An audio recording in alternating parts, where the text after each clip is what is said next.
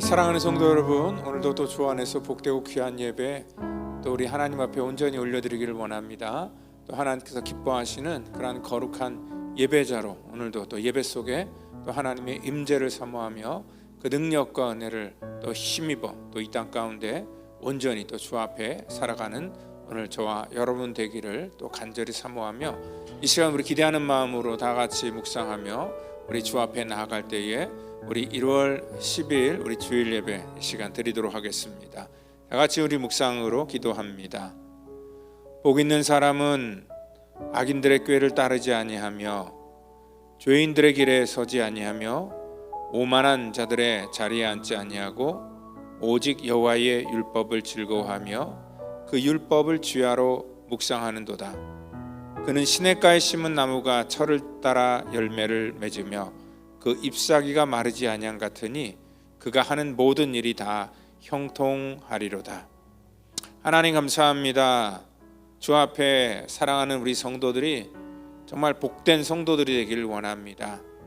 하나님 믿음 가운데 심겨져 아름다운 또 믿음의 결실을 만들어 나가는 그러한 귀한 성도들 되기를 원하오니 오늘도 아버지 하나님 우리 가운데 하나님의 은혜를 부어주시고 이 땅 가운데 살아갈 때에 삶의 소망과 하늘의 위로와 또한 하나님의 능력을 경험하는 그러한 살아있는 예배가 되도록 구별하여 주시옵소서. 모든 것 주께 의탁하며 사랑이 많으신 예수님의 이름으로 기도하옵나이다. 아멘. 이 시간 우리 다 같이 사도신경으로 우리의 신앙을 고백하겠습니다. 전능하사 천지를 만드신 하나님 아버지를 내가 믿사오며 그 외아들 우리 주 예수 그리스도를 믿사오니 이는 성령으로 잉태하사 동정녀 마리아에게 나시고 본디오 빌라도에게 고난을 받으사 십자가에 못 박혀 죽으시고 장사한 지 사흘 만에 죽은 자 가운데서 다시 살아나시며 하늘에 오르사 전능하신 하나님 우편에 앉아 계시다가 저리로서 산 자와 죽은 자를 심판하러 오시리라. 성령을 믿사오며 거룩한 공회와 성도가 서로 교통하는 것과 죄를 사하여 주시는 것과 몸이 다시 사는 것과 영원히 사는 것을 믿사옵나이다. 아멘.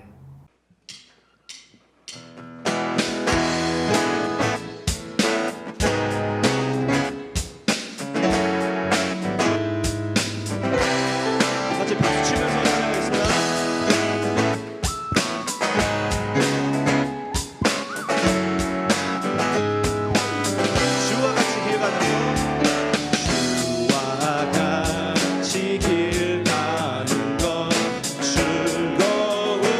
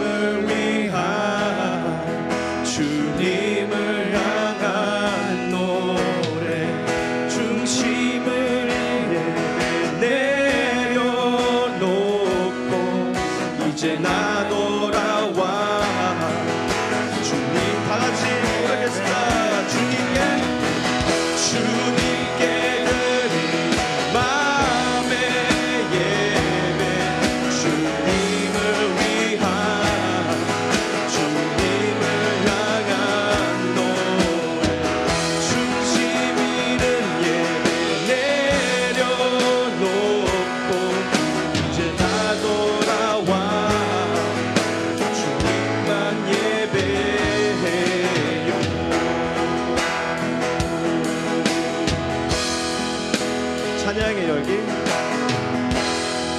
찬양의 열기 모두 끝나면 주 앞에 나와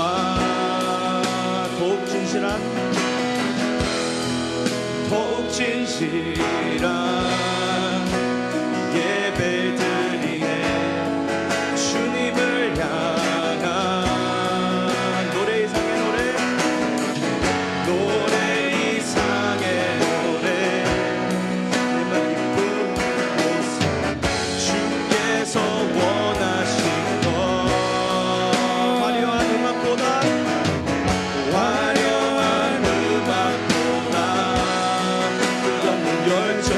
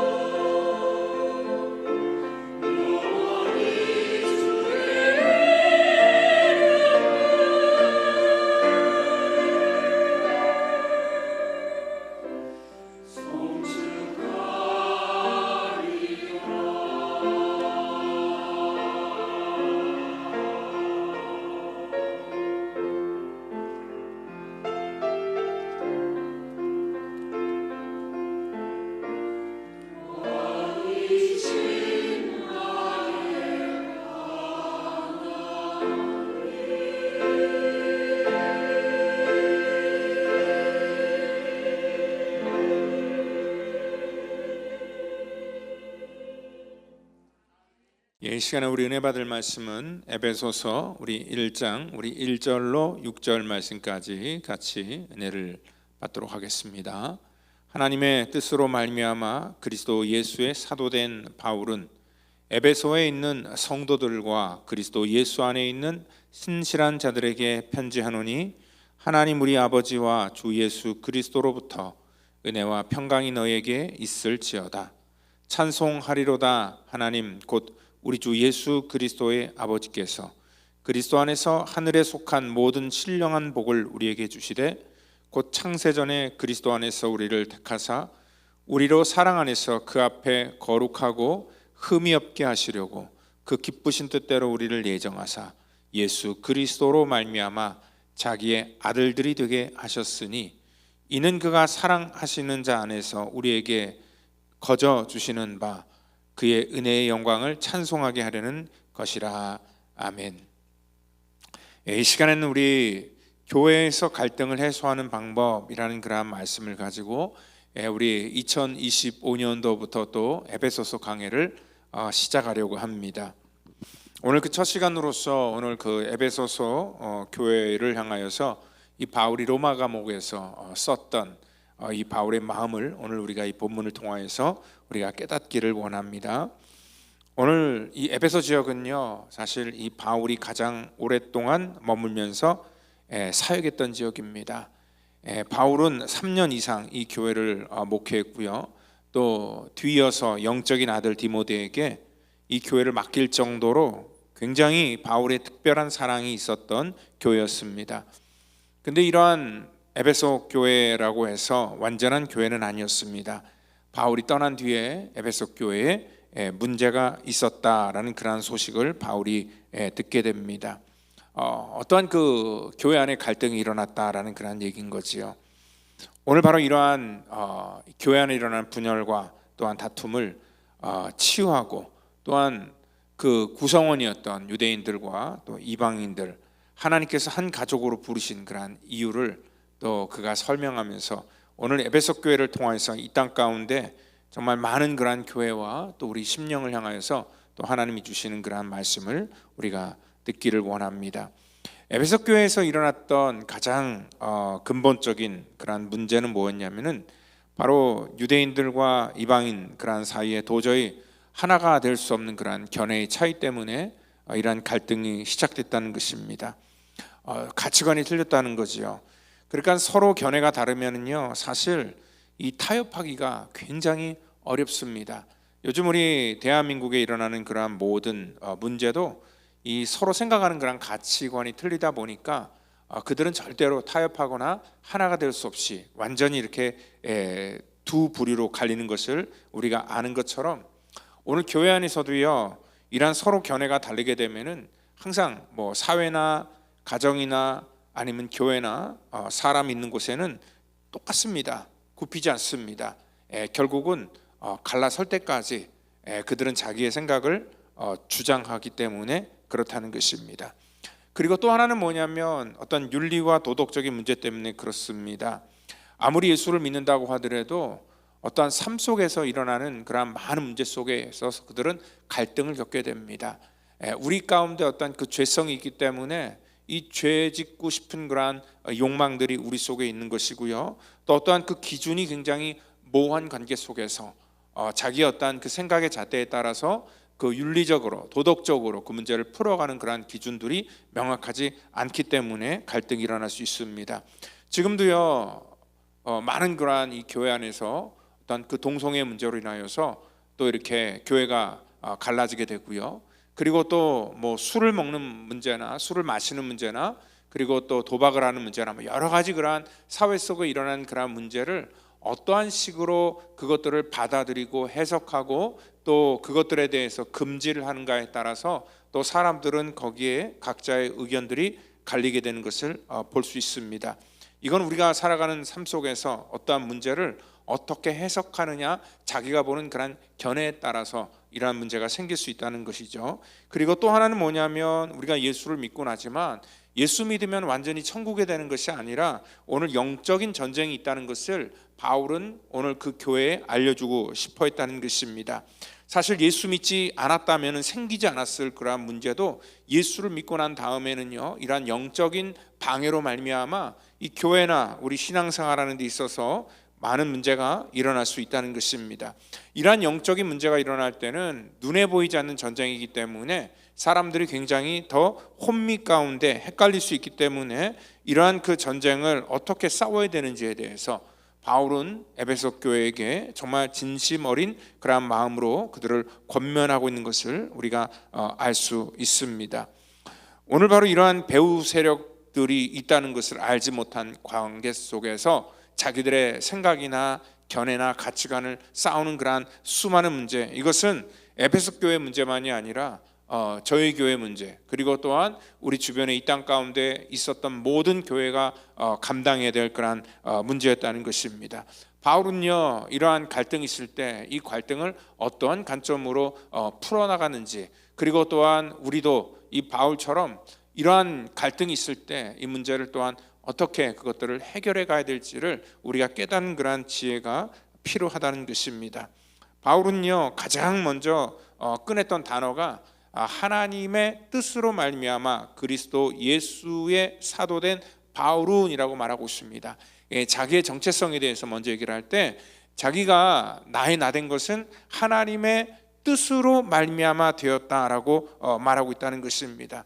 지금 이 에베소서를 향한 이 권면의 편지를 쓰고 있는 것도 편한 가운데 쓰는 것이 아니라 로마의 감옥 안에서 이 글을 쓰면서 오늘 이 차가운 그러한 이 감옥 안에서도 하나님의 뜻으로 자기가 자기 인생 속에 지금 주어진 그러한 그 환경에 대해서 그대로 받아들이면서 이러한 그 권면을 지금 하고 있다는 것입니다. 솔직히 말해서 모든 환경들이 편안하고 좋을 때는 하나님의 뜻을 구하기가 참 용이합니다. 그런데 우리가 우리 뜻대로 되지 않는 그러한 환경 속에서 하나님의 뜻을 찾는다는 것은 너무나 힘들고 어렵습니다. 왜냐하면 우리가 살아가는 그러한 현실 속에서 어떤 문제가 생기면은 그 문제 때문에 사실 짜증이 나고 화가 나고 또 불평이 나오기 때문에 그렇습니다.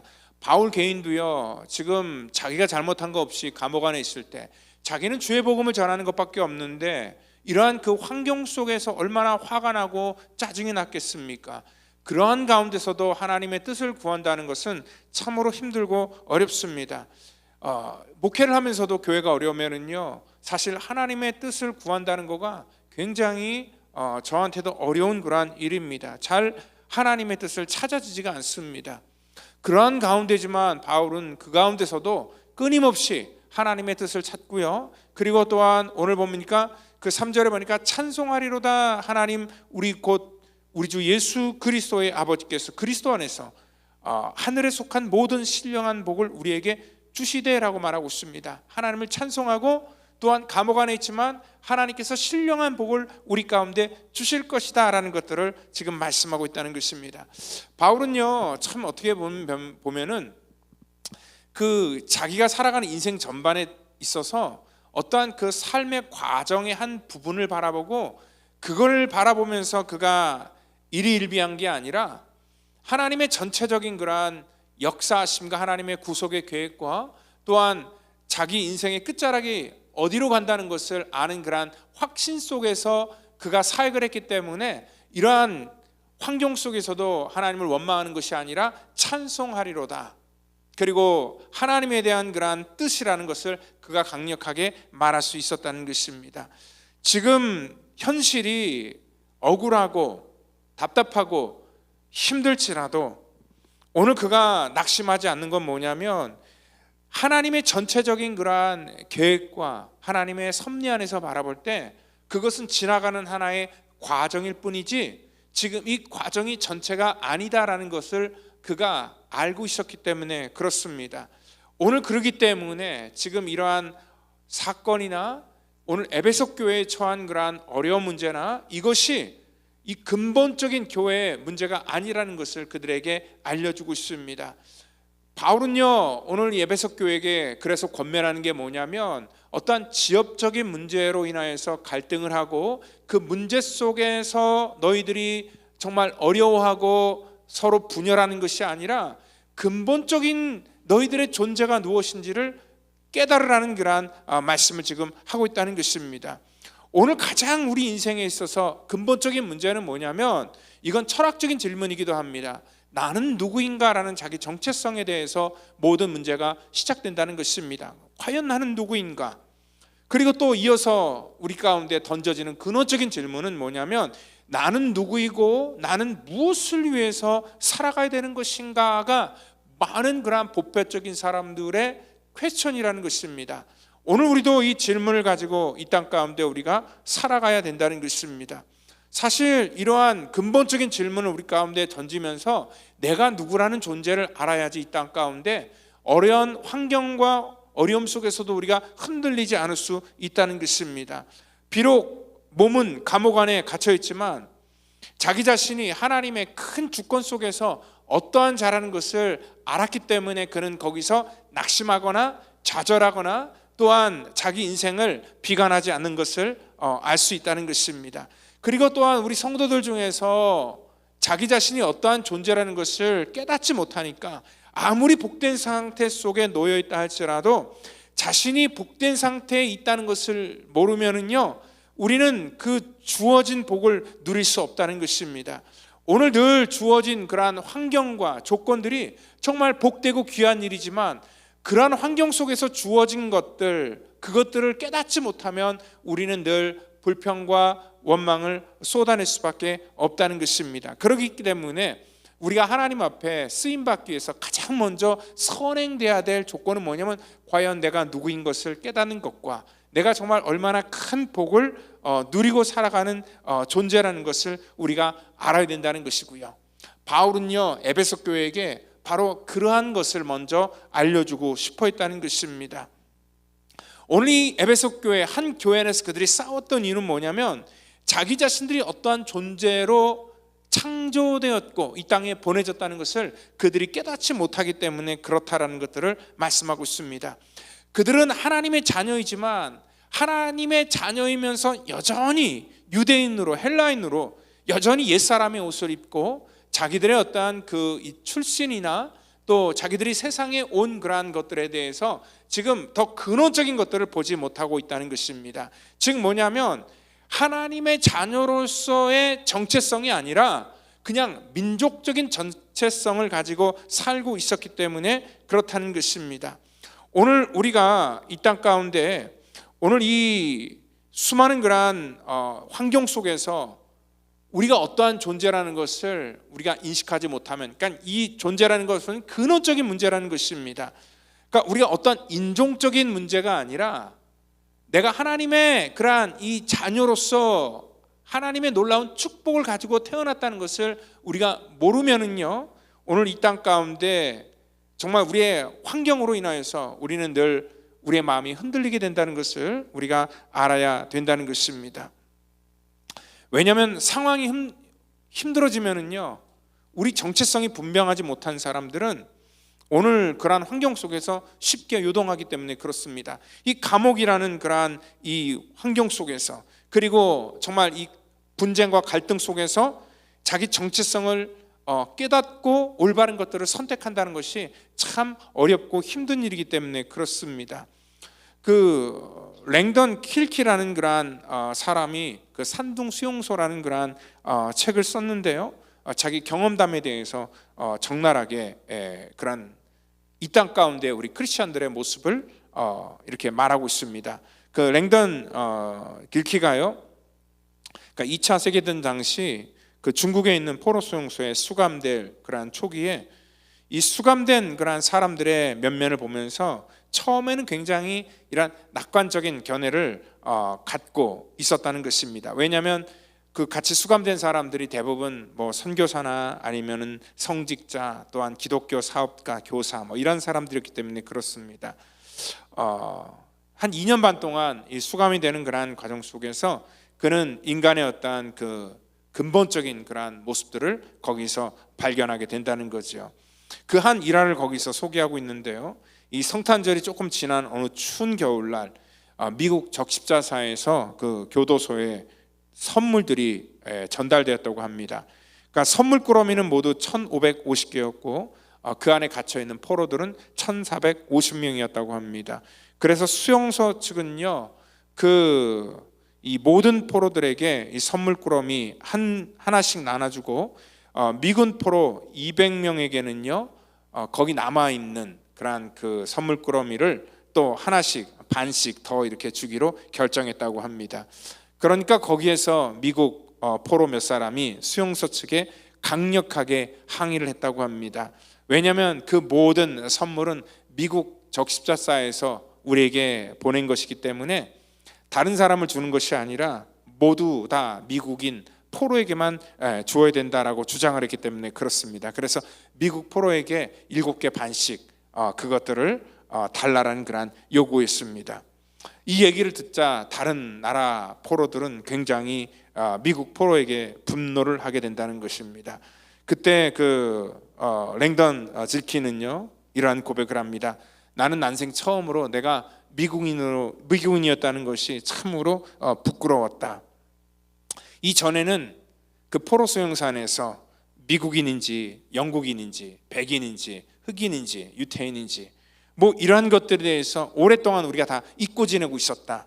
그리고 우리 공동체가 근데 갑자기 싸움으로 붕괴되더니 이러한 적대적인 그런 민족주의 집단으로 완전히 분리되고 말았다라고 그렇게 고백을 하고 있습니다. 역설적이게 이 크리스마스 이 선물인 그러한 그 평화와 정반대에 되는 그러한 결과를 그들이 가져왔다는 그러한 얘기입니다. 막대한 양의 구호 물품을 수용소 중앙에 맥없이 이렇게 쌓아놓는 반면에 인간의 갈등과 악의의 돌풍은 그 주위를 소용돌이 치고 있었다라고 그렇게 말하고 있습니다. 이게 바로 인간의 모습입니다. 없었을 때는요 서로 이러한 갈등이 없었는데 갑작스럽게 우리 인간은요 어떠한 그 마음속에 욕심이나 죄성들이 생기기 시작하면은요 이런 끼리끼리 편을 가르게 되고요, 그리고 또한 그 안에서 하나라도 더 자기가 얻고자 하는 그러한 마음들이 생기게 되기 때문에 그렇습니다. 사실 그렇기 때문에 이들이 전부 다 어떠한 사람이냐, 아까 얘기했던 것처럼 그 랭덤 길키가요 전부 다 이들이 성직자고 선교사들이었고 크리스천 기업가들이었는데 이러한 사람들도 똑같더라는 것입니다. 여러분들 사실 정체성을 우리가 잃게 되면은요 우리 인간은 본능만 남게 되어 있습니다. 그래서 오늘 이러한 모든 이 지역적인 그러한 갈등과 싸움이 오늘 우리의 어떤 본능의 그러한 그 문제가 아닐까 또 생각을 해본다는 것입니다. 그러니까 하나님의 자녀로서의 우리가 정체성을 잃어버리면은요 우리가 하나님의 일을 한다고 할지라도 하나님의 일을 하면서 오히려 갈등만 만들어내는 것이 우리 인간들의 그러한 그 모습이라는 것입니다. 그렇기 때문에 무엇보다도 중요한 것은 뭐냐면 어떠한 일을 하는가 하지 않는가 보다 먼저 선행되어야 될 것은 과연 내가 누구인가, 우리가 어떠한 사람인가, 그리고 교회는 과연 어떠한 곳인가에 대한 그러한 확고한 정체성이 올바로 세워져야 된다는 것입니다. 오늘 그들의 근본이 무엇인지를 그래서 이 바울은요 알려주기를 원했다는 것입니다. 여러분들이 이 땅 가운데 태어난 것은 유대인으로 태어났던 헬라인으로 태어났던 여러분들이 선택으로 태어난 것이 아니라 하나님의 선택으로 이 땅 가운데 왔다는 것들을 그들에게 알려주고 있다는 것입니다. 우리는 부모님을 통해서 태어났다라고 생각할지 모르겠지만 사실 부모도 여러분들을 선택한 것이 아닙니다. 부모를 통해서 온 건 맞지만 이 땅 가운데 우리가 이 땅 가운데 태어난 것은 뭐냐면 오늘 하나님의 주권과 선택을 가지고 태어났다는 것들을 말씀하고 있다는 거지요. 그렇기 때문에 오늘 바울은요 4절에 보니까 창세전에 그리스도 안에서 우리를 택하사 우리로 사랑 안에서 그 앞에 거룩하고 흠이 없게 하시려고 그 기쁘신 뜻대로 예정하셨다라고 말씀하고 있습니다. 그러니까 우리가 어떠한 인종을 내가 선택하고 또 내가 하나님의 자녀가 되기를 원해서 내가 크리스천을 내가 되기를 원하는 그러한 것들을 내가 선택하고, 우리가 이러한 인종과 모든 것들을 내가 선택한 것이 아니라 하나님께로부터 우리가 예정되었고 창세전부터 택함을 받았다는 것들은 뭐냐면, 내가 나된 것은요 자랑할 것이나 그것이 갈등의 요인이 될 수 없다라는 것들을 말씀하고 있다는 것입니다. 그냥 내가 선택받은 것 자체로 인하여서 하나님 앞에 감사할 뿐이라는 것입니다. 우리가 누군가에게 선택을 받았다는 것은 참으로 기쁘고 정말 감사한 그러한 일이라는 거지요. 우리 주로 어릴 적에 동네에서 뭐 축구 같은 거나 아니면 어떤 게임을 할 때 이제 팀을 정합니다. 그때 이제 상대방에서 두 아이가 나와서 가위바위보를 해서 한 사람 한 사람씩 뽑아갑니다. 자기 편으로. 아마 그들은 생각할 때 자기 팀에 가장 유리한 사람을 먼저 뽑겠죠. 그러다 보니까 가장 유능한 그런 아이가 먼저 뽑히게 되고요. 점점 이제 자기 이름이 불리지 않을 때까지 가면은 점점 더 비참해집니다. 아무도 자기를 신뢰해주지 않는다는 것이기 때문에 그렇습니다. 먼저 자기를 뽑아주고 선택한 것은 참으로 그래서 기쁘고 즐거운 그러한 일이라는 것입니다. 근데 세상에 우리 아이들의 어떤 그 게임뿐만 아니라 모든 룰들이 다 그렇습니다. 여러분들, 세상에서 항상 뽑는, 선발되고 또 선택받는 그러한 기준은요 다른 사람보다 더 능력이 있거나 잘나거나 아니면 어떤 이익관계가 있어야지, 또 친분관계가 있어야지 그 사람을 선택해 주는 것이 이 세상의 방법이라는 것입니다. 근데 하나님의 방법은요 세상의 방법과는 틀리다라는 것들을 말씀하고 있는데요, 이스라엘 백성들, 그들은 선민이라고, 그들이 자기가 선택받은 그런 민족이라고 자부심을 갖지만 하나님께서 그들을 선택한 이유는요 다른 게 아니라 신명기 7장을 통해서 볼 때 이스라엘 백성들은 수요가 많아서가 아니라 가장 적어서 내가 선택했다. 그러니까 적다는 것은 뭐냐면 가장 부족하고 연약하고 힘이 없다라는 것을 얘기한다는 것이죠. 하나님께서 그들을 바라보시되 다른 어떠한 민족보다 더 연약하기 때문에 내가 그들을 택하였다, 선택하였다. 하나님의 기준은 세상과 완전히 다르다는 것을 말씀하고 있습니다. 고린도 교회를 향하여서도 똑같은 얘기를 합니다. 형제들아, 너희를 부르심을 보라. 육체를 따라 지혜로운 자가 많지 아니하며 능한 자가 많지 아니하며 문벌 좋은 자가 많지 아니하도다. 그러나 하나님께서 세상에 미련한 자들을 택하여 지혜로운 자들을 부끄럽게 하시려고 세상에 약한 것들을 택하사 강한 것들을 부끄럽게 하시며, 하나님께서 세상에 천한 것들과 멸시받는 것들과 없는 것들을 택하사 있는 것들을 패하려 하신다라고 말하기 때문에, 이는 아무 육체도 하나님 앞에서 자랑하지 못하게 하려 하심이라. 하나님께서 선택한 그러한 기준은요 잘나서, 또한 이 땅 가운데 능력이 있어서, 또한 많은 것들을 가졌기 때문에 선택한 것이 아니라 하나님의 선택은 미련한 자들, 약한 자들, 천한 것들, 멸시받는 것, 없는 자들을 택하여서 하나님의 주권과 하나님의 능력을 이 땅 가운데 나타내시겠다라고 말씀을 하고 있다는 것입니다. 오늘 이 창세전에 그리스도 안에서 우리를 택하셨다는 것은 뭐냐면, 이 창세전은 우리가 존재하기도 전입니다. 모든 인류와 모든 사람들이 존재하기 바로 전부터 하나님께서 택하셨다는 것은 뭐냐면, 이 땅에 우리의 어떠한 조건을 본 것이 아니라, 어떠한 능력을 바라보신 것이 아니라, 하나님께서는 하나님의 주권으로 아무것도 없는 그러한 가운데 우리를 선택해 주셨다는 것입니다. 그렇기 때문에 우리가 이 땅 가운데 내가 쓰임받는 것은 그것 자체가 내가 잘나서가 아니라 하나님께서 나를 그냥 사용하시는 그런 역할로 나를 맡겨주셨다는 것입니다. 그래서 그것은 내가 자랑할 것도 아니고요, 그리고 또 어떠한 사람들은 하나님이 나를 불러주셨음에도 불구하고, 나를 택해 주셨음에도 불구하고 자기가 그 역할을 감당하지 않으며 나는 못한다고 하는데, 그것은요 겸손한 게 아니라 하나님을 신뢰하지 못한다는 거죠. 하나님이 우리를 찾아오셔서 우리를 불러주시고 또 하나님께서 어떠한 역할을 맡겨주셨을 때는 오늘 하나님 앞에 우리가 믿음으로 순종해야 된다는 것입니다. 저는요 제가 예수를 믿는 것 자체도 제가 교회를 다니고 제가 예수님을 영접해서 하나님의 자녀가 되었다라고 생각을 했는데, 성경을 읽다 보면 그게 아닙니다. 하나님께서 제가 이 땅에 태어나기 전부터 저를 선택해 주셨다는 것을 말씀하고 있다는 거죠. 요한복음 15장 16절을 보니까 너희가 나를 택한 것이 아니고 내가 너희를 택하여 세웠다라고 말씀을 하고 있습니다. 모든 사람과 환경을 통하여서 하나님께서 저를 불러주셨고, 또 하나님의 어떠한 그 선택이 있었기 때문에 우리가 하나님의 자녀로 이 땅 가운데 살 수 있다는 것입니다. 그리고 또 제가 목회를 하는 것 자체도요, 오늘 제가 목회를 잘하고 못하고를 떠나서 하나님께서 저를 선택해 주셨기 때문에 지금 목사의 그러한 그 사명을 감당하고 있다는 거예요. 만약에 제 자신이 선택했다면은요, 지금 생각해도 그래요. 저는 죽었다 깨도 제가 아마 제 능력으로 목회를 하라고 하면 못할 것 같아요. 왜냐면은요, 저는 제 자신을 너무나 잘 알기 때문에 그렇습니다. 저는 이 목회를 하는 데 있어서 자질이나 실력도 부족한 데다가, 그리고 또한 여러 가지 그러한 목회를 할 만한 그러한 능력도 안 되는 사람이기 때문에 그렇습니다. 그럼에도 불구하고 하나님께서 지금까지 20년이 넘도록 이러한 목회를 하도록 하나님께서 허락하신 것을 보더라도 하나님의 그러한 택함이 있다는 것, 저는 그것만 보더라도 저 자신을 보면서도 믿게 된다는 것입니다.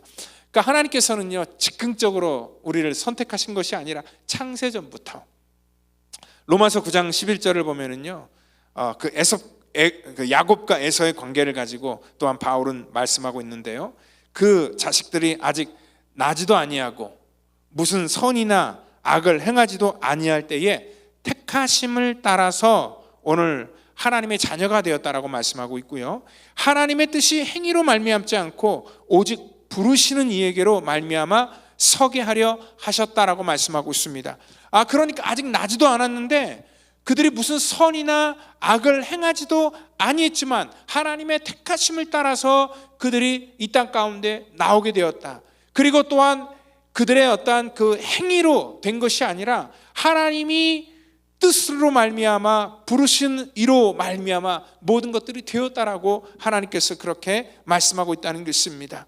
그렇기 때문에 우리는요, 하나님이 나를 선택해 준 것이 오늘 어떠한 갈등이나 또한 어떠한 그 시시비비의 그러한 이유와 어떤 조건이 될 수가 없다는 것입니다. 하나님 우리를 다 다르게 불러주셨고 또 다른 사명을 주셨고, 오늘 부르신 그러한 하나님의 주권에 따라서 이 땅 가운데 우리가 쓰임받을 뿐이라는 것입니다. 그렇기 때문에 내가 선택받은 것이 나의 자랑이 될 것도 없고 하나님 앞에 나를 써주신 것들에 대해서 감사할 뿐이라는 것입니다. 이 두 번째 그러한 근원적인 질문은 뭐냐면, 그렇기 때문에 나는 무엇을 위해서 이제는 나를 불러주신 하나님의 그 뜻 가운데서 내가 어떻게 살아가야 되는가, 이게 바로 우리의 질문이라는 것입니다. 그때 하나님께서 우리를 택하신 그러한 하나님의 그러한 그 은혜와 사랑 가운데에서 오늘 사랑 안에서 그 앞에 거룩하고 흠이 없게 하시려고 그 기쁘신 뜻대로 우리를 예정하셨다라고 말씀을 하고 있습니다.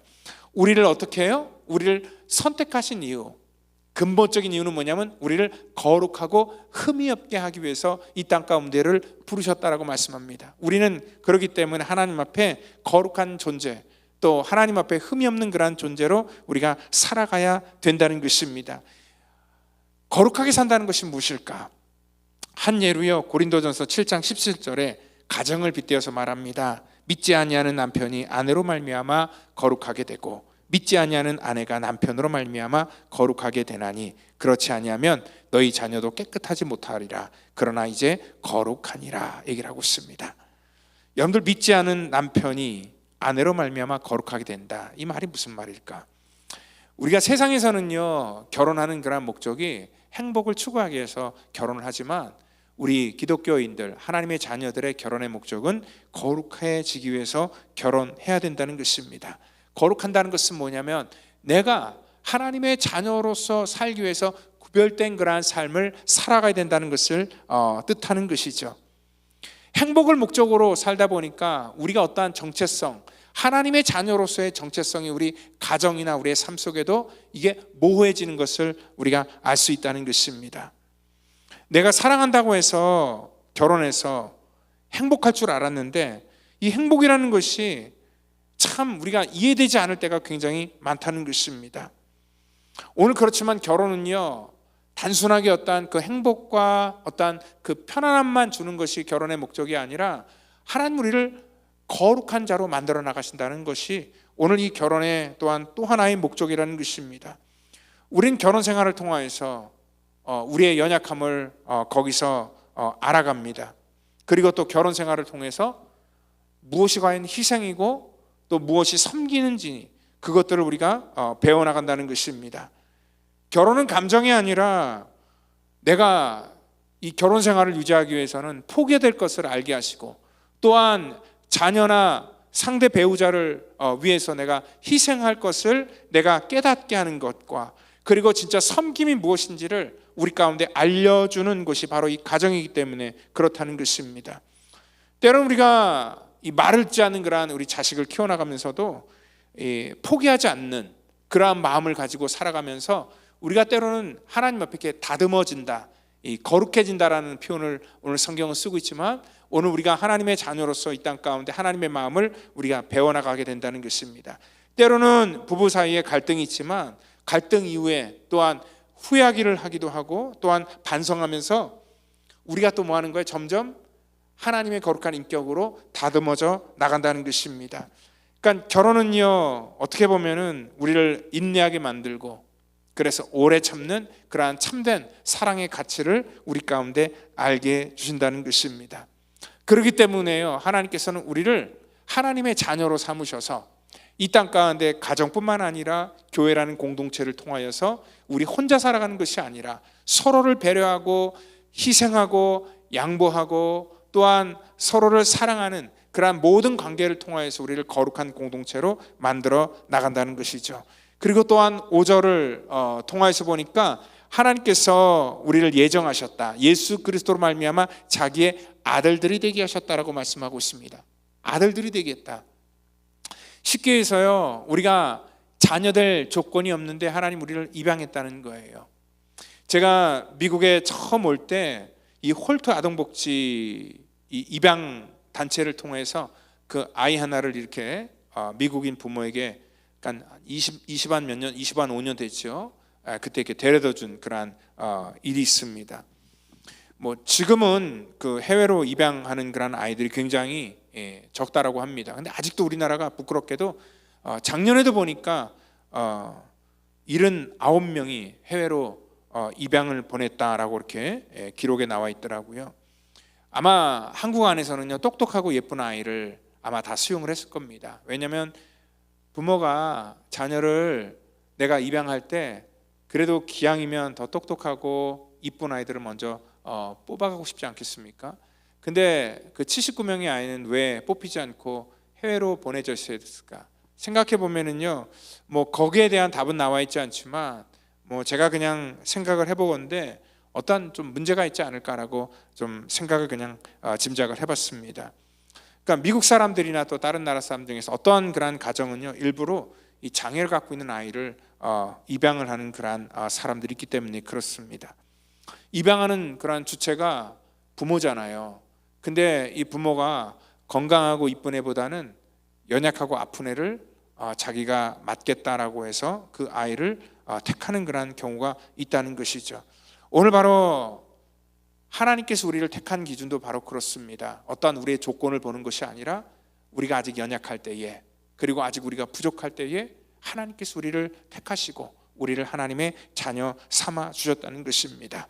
그리고 또한 자녀 삼아 주신 것은 그냥 그 입양한 아이를 통하여서 어떠한 그 마치 뭐 이 반려견처럼 어떠한 그 아이를 통해서 내가 행복을 얻으려는 것이 아니라 그 아이를 올바른 인격체로 내가 키워나며 또 그리고 그가 하나님의 사랑 안에서 살아갈 수 있도록 내가 돕는 그러한 가디언이 되야겠다. 그리고 그 아이가 나중에는요, 스스로 자립하여서 혼자 건강하게 정말 삶을 살아가는 것, 그것이 아마 그 입양하는 부모의 그러한 마음일 것입니다.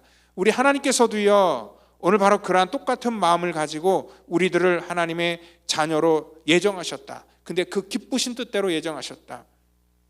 하나님 우리를 선택하실 때는 뭐냐면 하나님이 기쁘신 뜻대로 하나님의 주권을 가지고 우리를 선택하셨다. 기쁘신 뜻은 뭐냐면은요, 우리가 물건을 하나 사더라도요, 어떻게 내가 쓸 것을 생각하면서 어떤 기대감을 가지고 그것들을 사게 된다는 것입니다. 우리는 이 땅 가운데 하나님 우리를 선택했다는 것은 그냥이 아니라 기대감을 가지고 우리를 선택했다는 것이죠. 그러니까 선수가 그 감독으로부터 이렇게 선택을 받을 때도요, 그 감독은요 그 선수를 뽑고 나서 그냥 뽑는 게 아니라 어떤 기대감을 가지고 그 선수를 뽑습니다.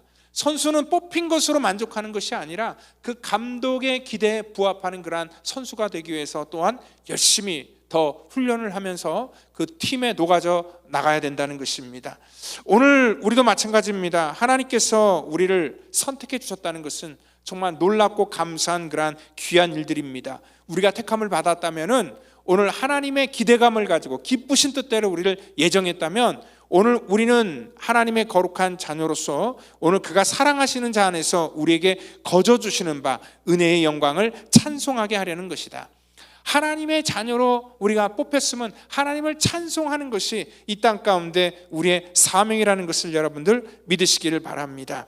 오늘 내가 누구라는 것을 정확하게 알아야지 하나님 앞에 내가 하나님을 찬양하며 믿음 안에 우리가 온전히 설 수 있다는 것입니다. 여러분들 우리 열왕기상 그 18장 21절 보면 엘리야 선지자가 강한 어조로 그 백성들의 그러한 이 불분명한 그러한 신앙에 지적을 합니다. 엘리야가 모든 백성에게 나아가서 이르되 너희가 어느 때까지 둘 사이에서 머뭇하려느냐? 여호와가 만일 하나님이면 그를 따르고 너희들이 생각할 때 바알이 만약에 진짜 하나님이라고 생각하면 그 바알을 따르라. 그렇게 말하니까 백성이 말 한마디도 하지 아니하는지라 라고 말하고 있다는 것입니다. 왜 그들이 말 한마디도 하지 않고 거기서 우물쭈물하고 있었겠습니까? 오늘 자기가 누구인지 또 이 땅 가운데 무엇을 해야 되는지에 대한 그러한 확신이었기 때문에 그들은 그러한 선택을 할 수밖에 없다는 것입니다. 저는 이것도 아니다 저것도 아니다라는 모호한 대답을 굉장히 싫어합니다. 자기 정체성이 확고해야지 우리는 살아가면서 영향을 줄 수 있는 것이고요, 또한 신앙에 있어서도 긴가민가 하는 게 아니라 정말 자기 정체성이 분명한 사람이 하나님께 쓰임받을 수 있고 저도 모든 일들을 또한 같이 맡기고 의논할 수 있기 때문에 그렇다는 것입니다. 사단은 지금도 우리 가운데 헷갈리게 만듭니다. 우리가 어떠한 존재라는 것을 자꾸 잊게 만듭니다. 그리고 우리가 어떻게 이 땅 가운데 살아가야 되는지 한 삶의 이유도 굉장히 모호하게 만들어버립니다. 그냥 세상의 물질로 쾌락으로 적당히 그냥 살아가도록 우리를 계속 충동질합니다. 근데 하나님께서는 저와 여러분들을 부르실 때 우리가 그렇게 살라고 부른 것이 아니라 오늘 하나님께서는 하나님의 창세전부터 하나님의 택정함을 따라서 우리를 하나님의 자녀 삼아 주셨고, 그리고 또 하나님의 사랑 안에서 하나님 기쁘신 뜻대로 우리를 아들 되게 하셨고 아들의 명분을 가지고 살도록 인도하셨고 오늘 은혜와 영광을 찬송하는 그러한 삶을 살도록 하나님께서 우리를 만드셨고 우리는 그 목적을 따라 살아가는 오늘 저와 여러분이 되셔야 된다는 것입니다. 그거를 놓치니까 오늘 다른 지역적인 문제로 갈등하고 싸움에 휩쓸리게 된다는 것이죠. 오늘 저와 여러분들은요, 이 땅 가운데 우리가 어떠한 존재인지 무엇을 해야 되는지를 분별하며 살아가는 그러한 귀한 하나님의 택한 성도가 되기를 예수님의 이름으로 축원드립니다. 다 같이 기도하겠습니다. 하나님 감사합니다.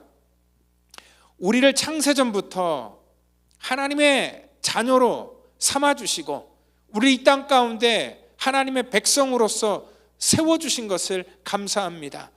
하나님, 자격 없고 능력도 없지만 연약한 자를 통하여서 하나님께서 우리에게 이러한 특별한 은혜를 부어주셨는데 우리가 이러한 은혜를 깨닫고 이 땅 가운데 힘어도 하나님의 거룩한 자녀로서 담대하게 살기를 원하오니 우리를 구별하시고 하나님 축복하여 주시옵소서. 우리 펠로십 교회가 모든 하나님의 사랑하는 성도들이 우리의 본분을 깨닫고 또 우리의 정체를 깨닫고 이 땅 가운데 하나님의 뜻 가운데 살아가는 주의 거룩한 믿음의 백성 되도록 축복해 주시옵소서. 감사하며 사랑이 많으신 예수님의 이름으로 기도하옵나이다. 아멘.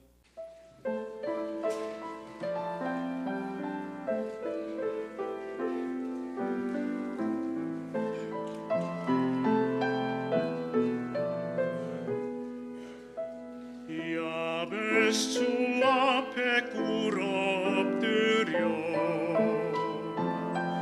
진정한 믿음으로 구할 때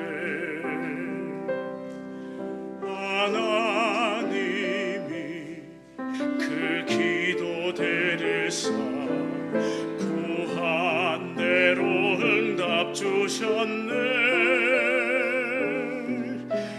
오 주여 내게 복을 더하사 나의 지경을 넓혀 주시고 주님 손으로 나를 도우사 내 환난 근심 없게 하소서.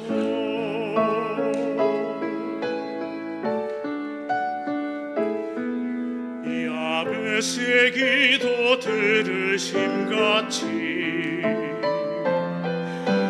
우리의 기도 들어주소서. 오늘날도 우리의 기도를 다 들으시고 응답하소서. 오 주여 내게 복을 더하사 나의 지경을 넓혀 주시고 주님 손으로 나를 도우사 내 환난 근심 없게 하소서.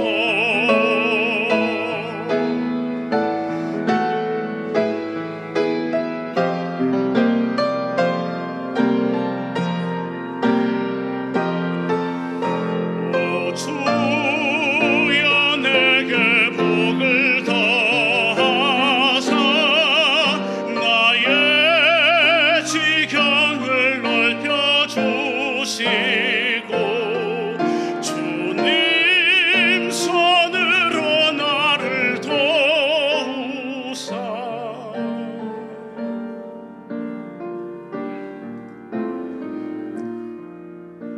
내 환난 근심 없게 하소서.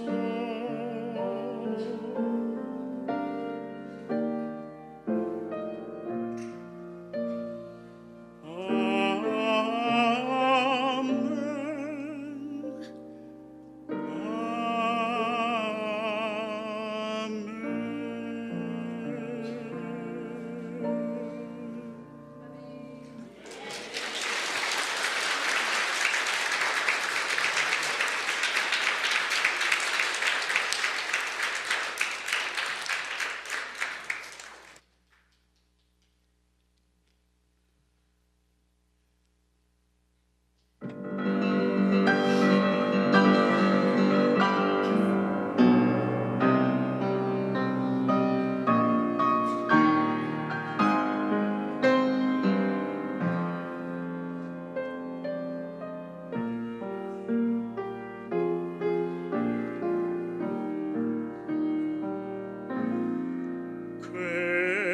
괴로울 때 주님의 얼굴 보라.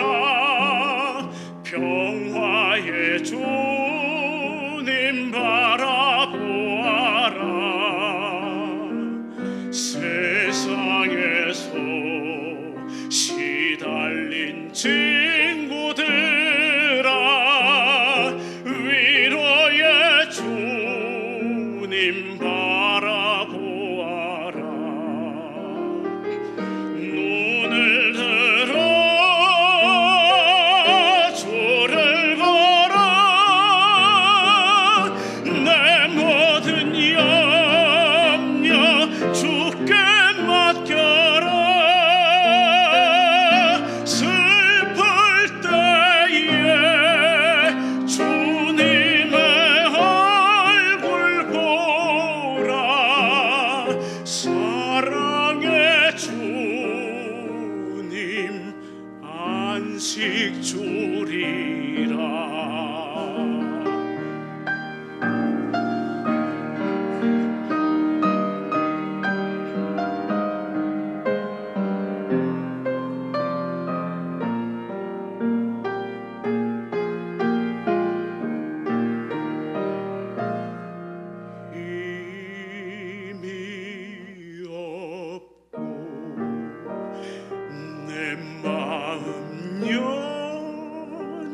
생각할 때 능력의 주님 바라보아라.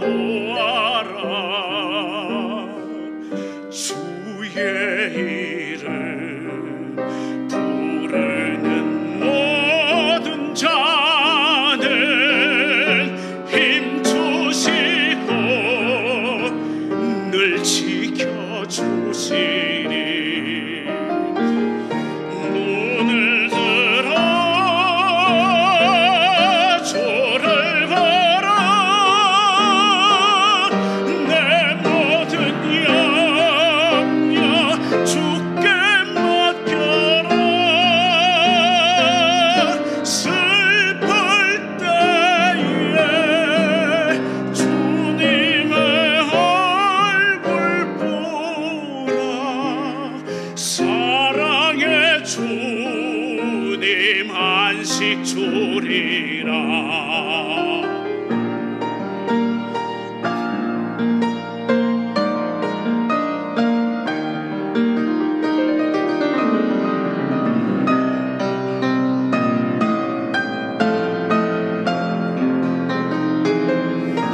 슬플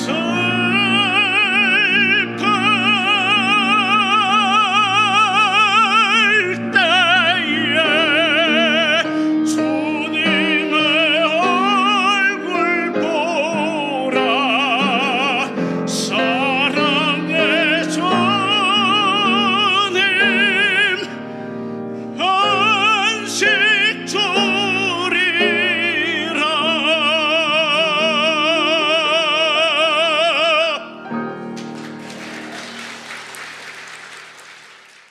시간 우리 드린 예물 위해서 기도합니다. 주님 감사합니다. 우리 사랑하는 성도들 이 시간 또 귀한 예물로 주 앞에 구별하여 드립니다.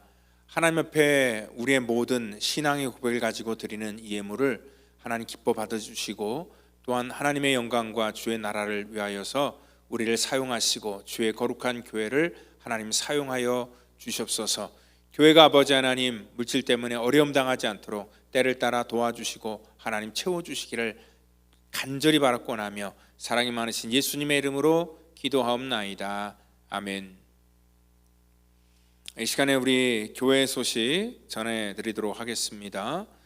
우리 한국학교가 어저께 개강을 했는데요. 우리 자녀들 계속 여러분들 등록해 주셔서 또 우리 같이 언어를 배워나가고 문화를 배워나가는데 또 우리 같이 힘써 주셨으면 감사하겠습니다.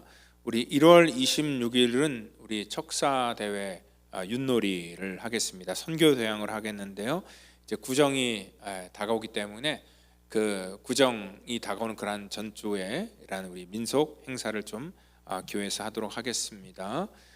그리고 또 우리 구정을 맞이해서 또 이 지역에 홀로 계시는 우리 독거노인들, 우리 한인들, 우리 어르신들에게 이 반찬을 만들어서 또 전달하는 일들 10년 넘도록 우리가 그 일을 지금 계속 하고 있는데 또 이번 구정에 또 그 일을 하고자 합니다. 우리 성도님들이 우리 어르신들에게 또 이렇게 사랑의 마음을 같이 이렇게 전달해 주는 그러한 일들에 동참해 주시면 감사하겠습니다.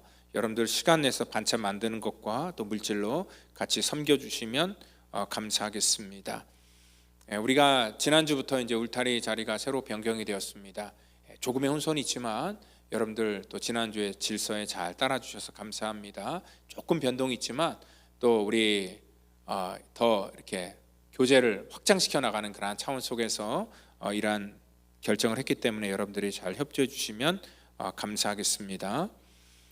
우리 유스그룹 프레즈나잇이 1월 24일 날 금요일 날 있습니다. 그리고 또 우리 중대한 그러한 또 하나 조정을 하려고 하는데 그 예배 시간을 이제 앞으로 좀 조정할 그러한 계획을 갖고 있습니다. 우리 2월 달부터 시작하려고 합니다. 이제 2월 2일부터 이제 한 2주 지나고 2월 2일부터 1시간씩 모든 예배가 앞당겨집니다. 그러니까 기존의 11시 예배는 10시에 드려지게 되고요.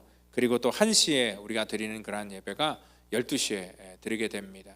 여러분 1시간씩 땡겨지는 것 착오 없으시도록 또 우리 주변에 많이 알려주시고요.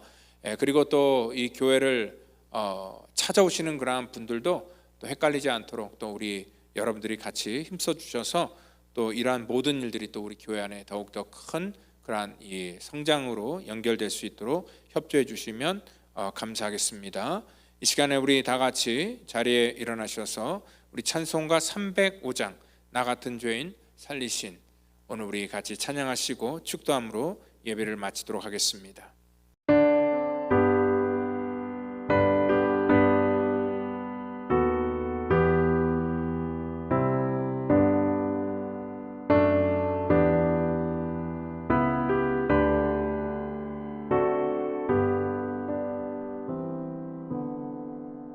나 같은 죄인 살리신 주 은혜 놀라워 잃었던 생명 찾았고 광명을 얻었네. 큰 죄악에서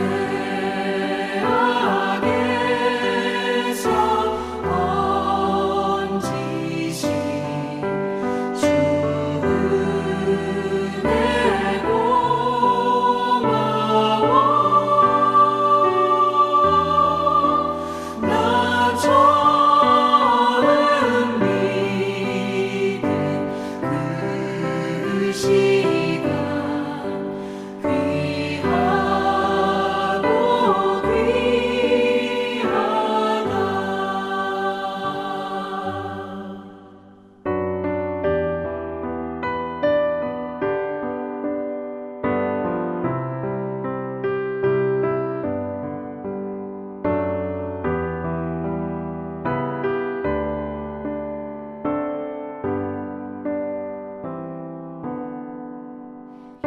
이제껏 내가 산 것도 주님의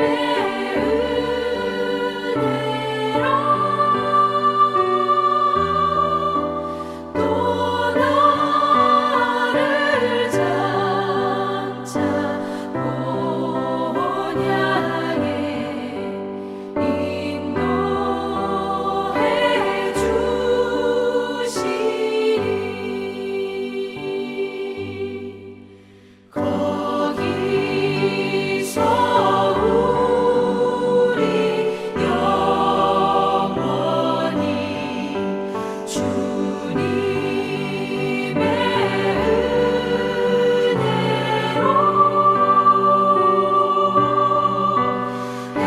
해처럼 밝게 살면서 주 찬양하리라.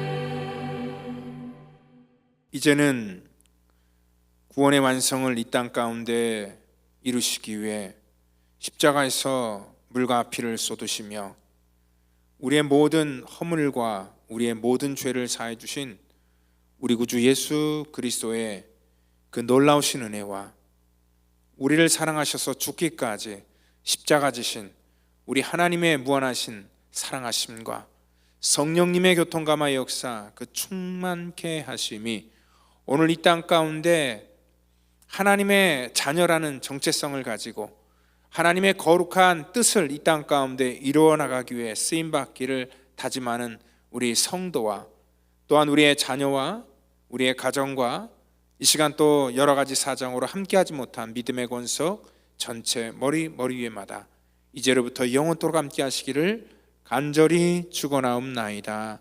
아멘.